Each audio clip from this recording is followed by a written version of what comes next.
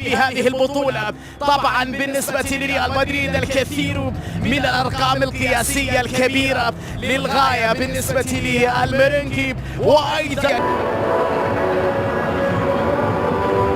وسادتي عبر قنوات أسئلة الليلة لونين كامافينجا دافيد الايدان فينيسيوس جونيور تارها كارلو أنشيلوتي وأداء الفيديو الفار ماسيميليان البعيوف خليفة الدوسري علي بحد ذاتك لأي نادي موسى لميتو مر ربيب ما كارفاخال تمريرة وفرصة بليه يتدخل بكاب للأسف فالفيردي في اللقطة مدريدية عرضية إبعاد من الدفاع لمسة أمامنا رئيس الاتحادية تسلل على كارفاخال التسلل على النهائية خليفة الدوسري لفلاس اللي يتردد إليه مع خليفة في الإبعاد والألم لذلك أو الموت الجماهير الأرجاب ليس بالأمر السهل. بطي مدريد الكرة للوراء باتجاه الفيردي برافو ماريجا العائد للوراء للتغطية الكرة لتوني كروس الهجمة بعيدة لا والله عندك ماريجا خطيرة جدا لكريم بنزيما داخل منطقة طويلة رماها لبوسها ماريجا 0 لمدريد عن طريق قفلة واحدة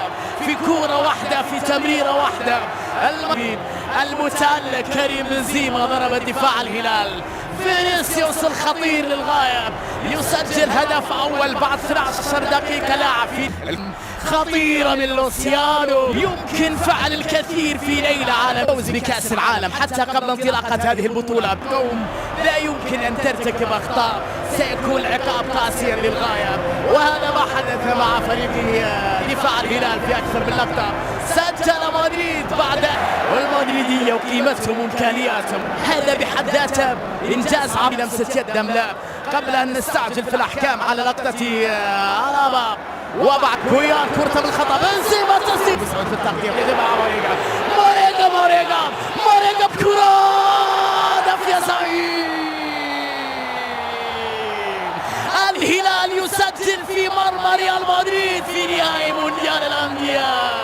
ماريجا بروعة كبيرة هذا الشيء اللي نراهن عليه الليلة ضربهم في الهجمات المرتدة.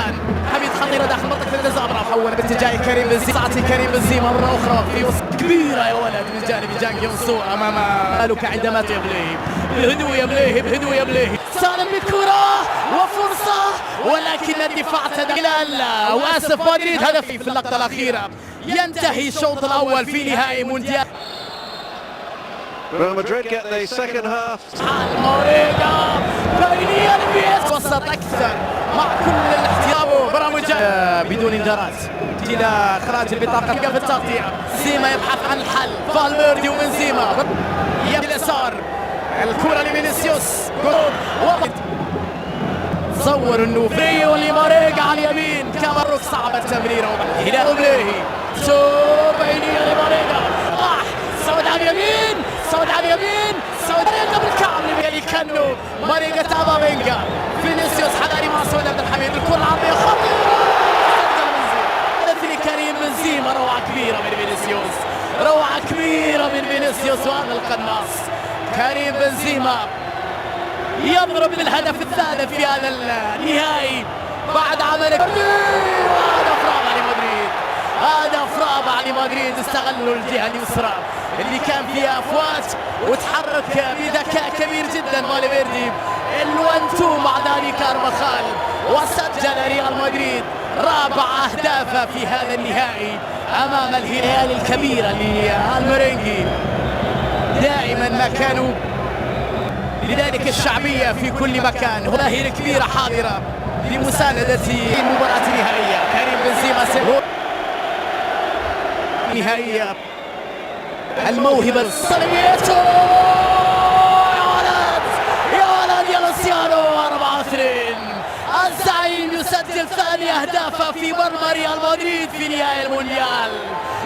بعد الصوت صعب على التمرير والكرة في المرمى هدف مدريدي خامس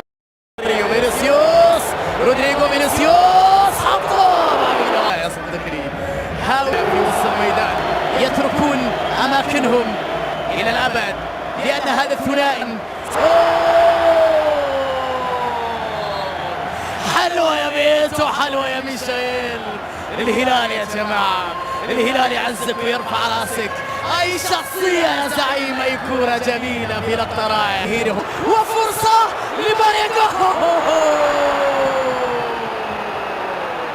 يا إلهي، لقطة من 4 أهداف كاملة في مرمى ريال مدريد في المباراة. صلى على النبي اخواتي، صينيه بطاطس ومكرونه بولونيز. تعالوا، بطاطس وطماطم وفلفل وبصل متخرط على حبه ملح وحبه فلفل اسود مع قطعتين زبده وصلصه طماطم، وعلى الفرن حله فيها ميه وحبه زيت عشان نسلق فيها المكرونه بتاعتنا. في طاسه برضو فيها حبه زيت هنرمي بصل مقطع ونديله تشويحه وتقليبه، بعد كده قرن فلفل اخضر حامي وبرضو نديله تشويحه وتقليبه. وهنا بقى هنحط اللحمه بتاعتنا، بس بعد ما نشم ريحه البصل انه اتكرمل خلاص نرمي نص لحمه مفرومه ونديها كام تقليبه كده لغايه لما تغير معانا لون، وبعد كده هنبهرها. كده المكرونه تمام بتتسلق، وكده اللحمه بتاعتنا خدت لون خلاص اللي احنا عايزينه.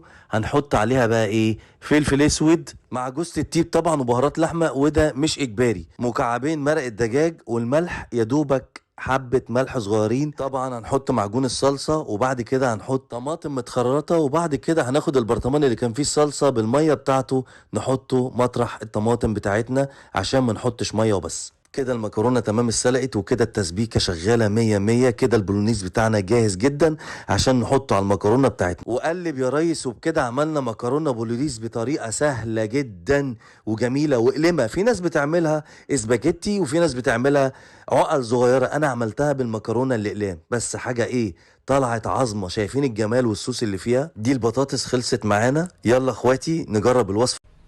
صلى على النبي اخواتي، في الفيديو بتاع الفلافل اللي فات لقيت كومنتات كتير عن الفلافل السوري، واعمل يا شيف الفلافل السوري، واعمل الفلافل السوري بتتعمل ازاي يا جماعة؟ بالحمص، بس مش كلها بتبقى حمص. الفيديو اللي فات انا عملت الفلافل من غير حمص، دي الفلافل المصري بتاعتنا.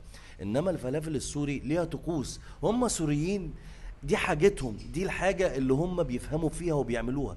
انا اعرف اعملها بس لقيت فيديوهات كتير لا لازم يتحط لها حمص، لازم تتحط مش عارف ايه. يا جماعة الفلافل المصري بيتحط لها الكرفس والكرات والكزبره والبقدونس والبهارات الكمون والكزبره الناشفه والملح فقط، ولا بيتحط لها فلفل اسود ولا الكلام ده كله. الفلافل السوري بتتعمل من الحمص وبرده من الفول البصاره، بيبقى مكوناتها اصلا يعني انا لو اعمل كيلو فلافل سوري هجيب له نص كيلو حمص ونص كيلو فول بصاره. ده اللي اتعودنا، دي الفلافل السوري. الناس بتكتب في الكومنتات الفلافل السوري بتتعمل بالحمص بس، لا ده غلط. ما ينفعش، الحمص لو اتطحن هيبقى خفيف مش هيمسك، انما لازم حاجه تمسكه. ايه اللي يمسكه؟ فول البصاره. فالفلافل السوري لازم يدخل فيها فول بصاره. ده اللي انا حابب اطلع وارد على الكومنتات، ومتشكر جدا جدا من كومنتاتكم الحلوه. ويا ريت تكتبوا لي كومنتات اكتر من كده وتقولوا لي عايزين اعمل ايه الفتره الجايه يا اخواتي. يا ريت ما ننساش نصلي على النبي في الكومنتات. انجوي عليكم.